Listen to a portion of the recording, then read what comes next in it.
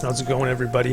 This is Alex Kolakowski. I'm the artist at Tiger Skull RPG, and today we're going to talk about the Sentinel of Sorrows. This is the August release on Patreon, and this was kind of the first release where I really doubled down on the abilities of the character and offered some models for all those. We're going to chat about how that works, and I think this is the first time I've offered a figure that represents one of the cards in the release, so that's kind of noteworthy here. Let's get right into it. I always like to start with the cards. I think it's great to just explain how they work, and then later on we'll talk about how they affect the character. And the first is this Bronze Gladius. The age of bronze long past, an ancient blade pierces deadly as the day it was cast. So this is a magical item. We'll get into its abilities. 1d6 plus 2, pretty strong for Gladius. And the value is, it's a bit of an ornate item, so it's worth more than probably your standard bronze Gladius. But anyway, let's move along. Gripping the hilt, the blade greets me warm. The cold subterranean air no longer bites at my bones, and as I traverse the dark passages, the blaze of the torch does no hurt upon me. The Bronze Gladius carries a peculiar charm. Wielding the blade grants its handler resistance to both fire and radiant damage. The Bronze Gladius is a weapon of finesse, dealing 1d6 plus 2 piercing damage. Yeah, so as you hold it in your hand, it kind of warms you up, and you actually develop this resistance to heat and radiant damage as well, which is pretty much, I would say, all the damage that, aside from this bit of piercing that our boss does. So it's sort of the idea is that old adage where you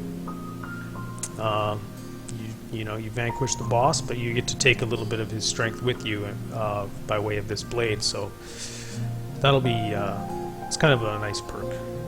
This is the kind of weapon you get after the kill. This flare mine, I think, is something you might encounter on your way at any point in time, and there's nothing to stop you from picking these up and taking them, as long as you don't accidentally detonate them yourself. So, searing all sight. The radiant blast sets the dim passages ablaze in blinding light. Standard item, nothing tricky happening here. Weighs about 5 pounds, a little bit heavy. The value, it is kind of ornate, and it's an explosive, so it's again like I've added a bit of a gold value to these, even though they're bronze items and they're not worth their weight in bronze or anything like that. It's a little bit more. So anyway, there's two damage values down here. We've got the d12 plus 4, so you're doing no less than 5 fire damage at first. If you're within the radius, the initial blast radius, that is, and then beyond that, there's a line of sight added damage as well, and that's where the 1d4 comes in. Well, let's dive into that. Flare mines have taken my sight, taken my hope, taken my spirit. Flare mine lies dormant unless met by radiant light. A single point of radiant damage inflicted upon the mine will incite its detonation. As a flare mine is detonated, deal 1d12 plus 4 fire damage in a 5-foot blast radius. From the point of detonation, 1d4 radiant damage is dealt to figures within line of sight of the blast. Inflict blinded on figures facing the direction of the blast for 30 seconds. So it's a pretty powerful blast. Let's just illustrate what's happening here. Okay, so we've got our I got some paint strokes here. Let's delete those.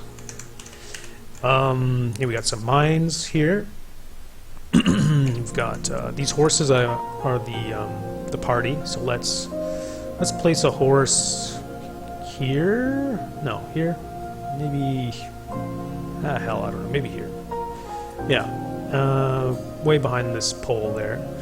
And then, we've got these two guys right next to each other. Let's say this one, takes some radiant damage, and it's about to explode. So, 5. Everything within this sort of range here You can see I'm kind of lassoing. Yeah, so this is the 1d, what was it? 1d12 plus 4, and then we also need to kind of draw some line of sight, so it would be something kind of like this. I mean, you don't have to draw it necessarily. I think a lot of times it's going to be pretty obvious what's happening. And I'll use just a lighter kind of tone here. And then this is the line of sight. So, yeah, you're going to take radiant damage in this sort of secondary cone. Or not cone, but... So this horse would, he'd take some... Or no, he would avoid it, the one down here, obviously. And then this guy is feeling... Yeah, so there's a difference here. This guy's going to take the radiant damage. Oops. This green one. But then this red one, because he's actually facing this direction, is also going to receive the blinding debuff. So that's kind of how that works. Yeah. Yeah, and again, this extra is the 1d4. Cool. Okay. Hopefully that's clear. Let me see if I can clean up my layers for the next one. Okay. Let's move along here. Okay, the Gilded Dragon. Now this guy is a little different. He's not really like a weapon or anything like that. The Gilded Dragon competes for sustenance against a single ruthless predator, the insatiable greed of men. This is like, yeah, this is going to be one of the most... I don't think I've made a card that's more valuable than this one. And this one is kind of a character, so I didn't want to fully stat this guy. The idea isn't really to have encounters with him, but I did want to give him a little bit of health, as well as... a little bit of a bite or something. He can do some damage to you, but really not a threatening encounter by any means, and not really designed to be an encounter either. So let's get into it. Warm flecks of light trickle across the wall, and a small spiny lizard is glanced. The thing takes a moment to survey the air, its lively tongue flicking about. Before long, it hurries itself away, deeper below. The Gilded Dragon takes to gold as a halflinger to salt. Licks of the precious metal grant her a necessary mineral. Golden flakes manifest on her scales as she satiates her dietary needs. To those possessed by gain, they are a rare escort to fortune. All one must do is follow their lead. Yeah, so this guy, he kind of feeds off gold a little bit. Needs to kind of, lick it, like a horse to salt, as we said there. And yeah, so if you find one of these, you can use it as a guide to some treasure, right? And that's kind of on the DM to, at that point, to, I guess, provide a bit of a chase situation. But I made him small enough, it was only 4 pounds, so it's like the size, I imagine, is something that of like a small cat, maybe even a little bit smaller. So you could even pick him up and take him, it is an item, right? So you could put him in your backpack, I guess, if you really wanted to, and pull him out when you wanted a little, go on a treasure hunt. And yeah, I mean, aside from that, the value being so big as it is, I imagine, I see this as kind of like a rare creature that's maybe almost extinct, and it, it'd be pretty cool to get your hands on one if you're kind of I don't know, if you're just into grabbing as much gold as you can, and then you can kind of use this guy as your guide for that. So anyway, I don't think I need to belabor the point anymore, but yeah, kind of he's kind of just the catalyst to this whole encounter as I see it. You're following this dragon into some sort of dungeon after, trying to find a bit of treasure, it's your lucky day, but you're met with an encounter down there, and that is the Sentinel of Sorrows. Medium human, lawful evil. It's got a bronze breastplate on, Decent amount of hit points. The challenge rating on this one is a bit higher than I'd had in the past. Usually you shoot for around 10, but yeah, this one's buffed up a bit. It's really designed to sort of occupy a party, you know. There should be something for everybody to do. His intelligence kind of peaks here. That's his big stat. He's got enough charisma, so you can't really, you know. I mean, obviously, intelligence and wisdom were big numbers for him, but I also wanted some charisma just to, like, you know, prevent people from trying to charm him and do silly things like that. Because he is kind of, you know, doesn't really speak, although he can comprehend whatever. It's not really a very social being here. Alright, let's get into our first little introductory kind of flavor. In a sudden, the temperature of the air declines, the vapor so thick you can barely place your feet beneath you. Soon, the echoing ambience of the stone halls fade to shrill silence. Finally, a voice, neither heard nor imagined, begins to speak. And I'm gonna see if I can adjust my levels for this. Hello. Hello. Evil yet? Evil. Maybe not. We're gonna do it anyway. What brings you to my sanguinary sanctum worship? A lust for my gold? A test of my power? Or perhaps a pathetic crusade for justice? What you have interrupted is not the business of mortals. With a snicker. Oh no, wait, I'm supposed to snicker, not read that. What a substantive worm of a mortal you appear to be. And my sentinel will anesthetize your rotten soul so I do not waste another moment on such sewage of life. Oh, but do this for me, worm, before your death, and as you sob and call to your worthless god, let him know that Deus Leviat is coming. Sorry, that was tricky, hearing my own echo. Maybe not worth all that.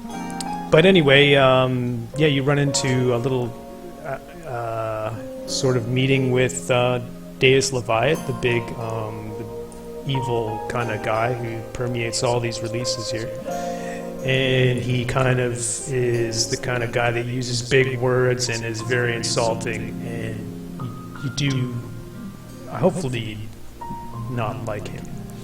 Anyway, let's move along.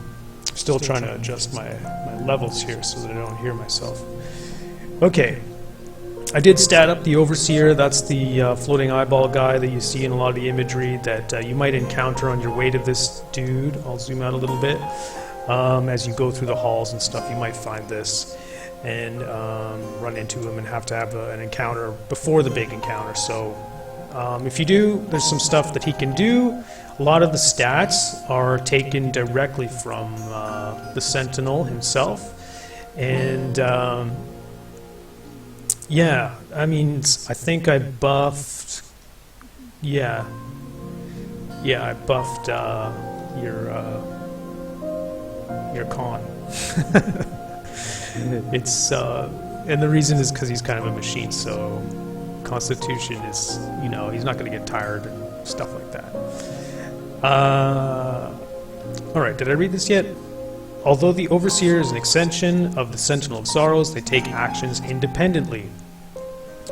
At any moment, even as the Sentinel is in an unconscious state, an Overseer may transfer its being unto the Sentinel of Sorrows, effectively restoring his HP by 24 points. Or, if you want to do the math here, you can do that and generate kind of more random number. Or you can just take the amount of HP that these things have right at the moment, if it's already taken some damage or whatever. Or, I don't know, whatever. I mean, you might... It's kind of up to you to craft the encounter. Feel free to use any math you prefer to there. Anyway, so let's get into... So that's this little guy, and some of these actions are shared, which is why I wanted to call that out first. This isn't one of them, though. Multi-attack, Sentinel of Sorrows makes 2 melee attacks, and that applies to this next one, the Bronze Gladius, which is a melee weapon attack, plus 7 to hit. That's based on dexterity, it's a finesse weapon. So it's got a 5-foot reach, just, adjacent, one single target, doing 5 damage, piercing damage. So that's, kind of as you're directly kind of melee to him, that's really, I needed something there. So that's what he'll do. He might stab you or something, but not really. That's not the meat and potatoes of what he does. Okay, so we've got Fireline, 2 action ability. You kind of, you can't really move and do this. You got to just sort of be ready for it. If you're playing the villain, that is. A line of flame spirals out from the eye, incinerating all in its path. Reach 15 feet. Multi-target. Figures in the line of fire must take a DC 20 dexterity saving throw, taking 12 or 3d3 fire damage on a failed save. Figures making a successful save take half that damage, rounded down. Overseers may also take this action. So let's have a look here. Let's take a look at this. So we've got some overseers, and again, this is a line. Oh, this guy's kind of a little bit big. Let me scale him down a little bit. Yeah, something like that. I'm going to move these bombs out of the way. Now, so these overseers, they're going to take their turns with the Sentinel. And yeah, if you want to do this all at the same time as a DM, I think that's totally cool. And you could really stack damage if you have somebody surrounded like this. Yeah, so again, 15 feet, that's like a line like this. He can do the fire. And by him doing this fire line, doesn't necessarily mean that they all have to do fire line as well, but they certainly could. So you could cover a lot of. It's kind of like Bomberman or something. You could kind of do this, or maybe I don't know. Maybe they're all in different places, and you want to kind of set up some scenarios where it's like you're hitting. Yeah, I don't know. You're making this kind of fun. These fun. I don't know. What do you call it? Just like a lattice of damage throughout the encounter. That's why I think it's really fun to have big pillars and stuff in an encounter like this, so you can trap people in halls and stuff like that and really mess with them. So anyway, that's kind of an attack that you can kind of do as many times as you want. Yeah, it's not the highest damage attack. It's not really the stake of the encounter, but it's a nice kind of average attack you can do over and over again. All right, let's get to the stake. Light cannon. Flames flicker as the Sentinel's bronze iris begins to dilate. Surroundings fall to dim obscurity and then blackness. The luminous eye of the Sentinel of Sorrows gleams in solitary against the blackened ambience until it is released in a blaze of glory. I feel like I should change this to blackened. Okay, once every 30 seconds, and that's 5 rounds, the Sentinel of Sorrows and any of his overseers may cast Light Cannon. All figures within a forward-facing line of the Sentinel of Sorrows must take a DC 24 saving throw. Pretty difficult one there. And figures failing to make the save take 15 5d6 radiant damage. Figures making a successful save will take again half that damage rounded down. The Sentinel of Sorrows or his overseers may target a flare mine with the attack to detonate the mine. And that's what we talked about, whereas the those flare mines, if they take any radiant damage at all, they'll explode. So that's going to be also part of the encounter 2. Now you start getting these these guys in here, and this is really I think got to be careful with how you place your figures, I guess, your characters in your encounter. So this is just a big line of sight thing, and all these guys can do this. I mean, not forever, but there's a cooldown, right? Once every 5 rounds, yeah, so there's a cooldown. So you can, this can all kind of accumulate at once if you wanted to, or, each one, it's a lot to, I guess, you do want to kind of keep an eye on the cooldowns of each one of these, because in my opinion, I think I wouldn't see anything wrong with you, having these be independent to each of these little figures, right? The overseers as well as the sentinel. And while this is sort of a line attack, if you have a mine, let's move this guy, that's kind of in an awkward spot, I think there's also no reason most people play this way anyway.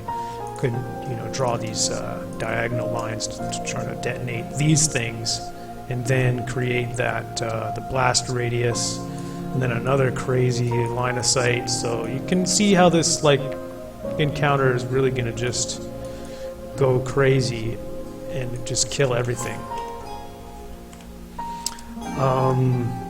But yeah, all those big extended secondary radiuses don't do a ton of damage either. So, but anyway, hopefully that was somewhat clear. But let's move along here. A lot of line of sight stuff. This guy is really, I think, I'm trying to build him as like a long range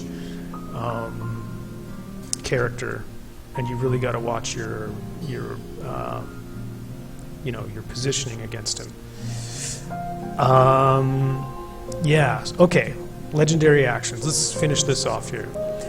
Up to 5 times per day, the Sentinel of Sorrows may release blinding flash. In an instant, a brilliant burst of light erupts from the lens of the Sentinel of Sorrows. Figures facing the Sentinel and in direct line of sight are blinded for 12 seconds. And this is up to a range of 50 feet. This action interrupts non-critical attacks made against the Sentinel of Sorrows in that moment, rendering them a miss.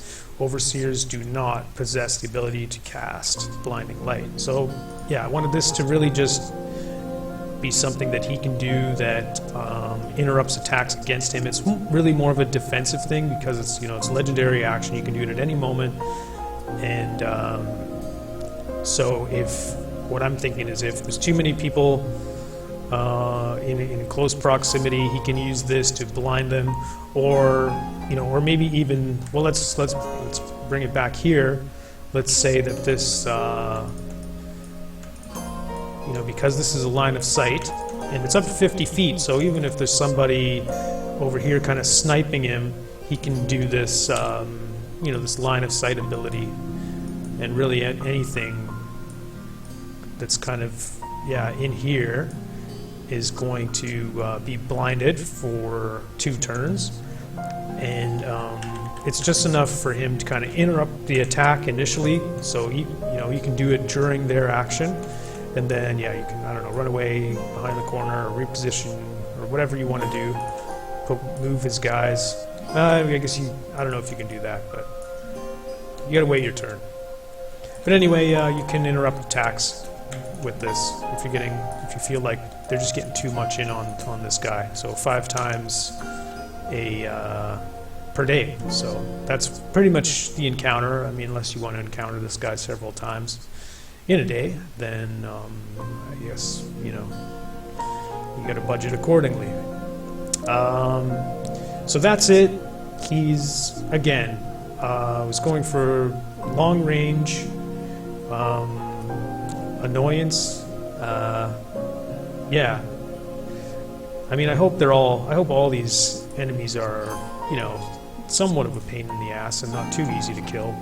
Although, there's some powerful players out there, but you can scale the difficulty with how many overseers there are.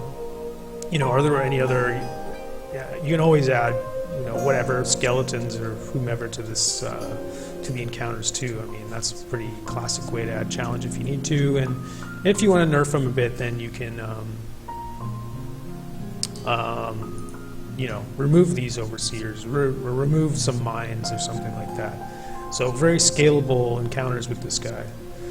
Let's just take a peek here, the illustration, just to see what's going on here. Wanted a really dim environment for this guy. Stairs coming down, you're going down deeper underground into his crypt, and here's the treasure. I snuck there's the Gilded Dragon up here. He's crawling and kind of peeking down. He sees the treasure, he knows where he needs to go. And meanwhile, we've got sentinels all over the place. They're kind of surveying the area with their flashlight eyes. And yeah, it looks like these two guys have spotted something. And yeah, they're going to take care of business now. So that's pretty much it. Thanks for enduring this long video, and I'll work on my voice acting for the next time. Really appreciate it. Appreciate all the support on Patreon to all the patrons there. Yeah, not sure what else to say. I gotta get back to work on the next one, the Dragon Lord. Yeah, really stoked for that one. It's going to be, this guy is, Mr. Long Range kind of caster intelligence, and the Dragon Lord is going to be, I think, the opposite of that, just kind of like a real savage encounter.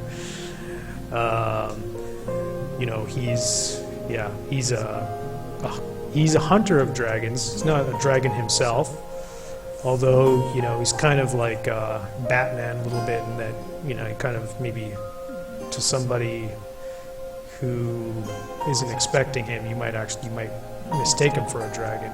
Anyway, yeah, we'll get into that next month. Again, thanks, and have a great weekend, everybody. Ciao.